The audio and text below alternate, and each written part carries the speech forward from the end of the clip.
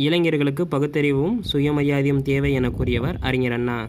இளைஞர்களுக்கு பகுத்தறிவும் சுயமரியாதையும் தேவை என கூறியவர் அறிஞர் அண்ணா. இளைஞர்களுக்கு பகுத்தறிவும் சுயமரியாதையும் சொன்ன உடனே நீங்கள் தந்தை பெரியார் போயிடக்கூடாது. இளைஞர்களுக்கு பகுத்தறிவும் சுயமரியாதையும் தேவை என்றவர் அறிஞர் அண்ணா. உலக அளவில் தமிழ் நூல்கள் அதிகமுள்ள நூலகம் எது? கன்னிமாரா நூலகம் சென்னை எழும்பூரில் அமைந்துள்ளது. அப்போ இதில் 3 கேள்வி இருக்குது. உலகளவில் தமிழ் நூல்கள் அதிகமுள்ள நூலகம் எது? சென்னை கன்னிமாரா.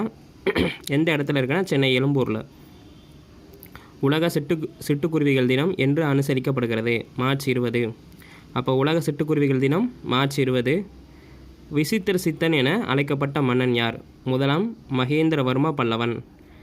விசித்திர சித்தன் என அழைக்கப்பட்டவர் முதலாம் மகேந்திரவர்ம பல்லவன். கேள்வி திருப்பி சொல்லுவோம்.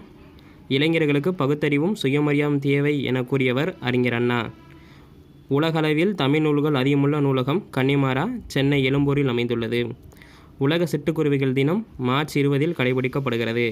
விசித்திர சித்தன் என அழைக்கப்பட்டவர் முதலாம் மகேந்திர வர்ம பல்லவன். ரொம்ப முக்கியமான கேள்வி. அடுத்த கேள்வி,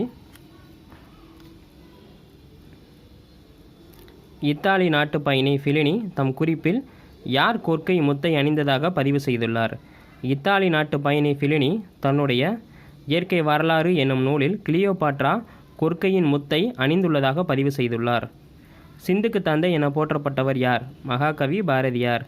சிந்துக்கு தந்தை என போற்றப்பட்டவர் யார்? மகாகவி பாரதியார். ப்ரெஸ்கோ என்ற இத்தாலிய சொல்லுக்கு என்ன அர்த்தம் அப்படின்னு தான் அடுத்த கேள்வி. ப்ரெஸ்கோ என்ற இத்தாலிய சொல்லுக்கு என்ன பொருள்? புதுமை. அப்போ ப்ரெஸ்கோ அப்படின்னால என்னது? புதுமை. கிருஷ்ணகிரி மாவட்டம் போச்சம்பள்ளி சந்தை 125 ஆண்டுகளாக செயல்பட்டு வருகிறது. இச்சந்தை எந்த நாளில் கூடுகிறது? ஞாயிற்றுக்கிழமை. அப்போ போச்சம்பள்ளி சந்தை எத்தனை ஆண்டுகளை நிறைவு செய்தது அப்படின்னா 125 ஆண்டுகள். என்றைக்கு மட்டும்தான் கூடும் அப்படின்னா ஞாயிற்றுக்கிழமை. எந்த மாவட்டத்தில் இருக்குன்னு கேட்டாங்கன்னா கிருஷ்ணகிரி மாவட்டம்.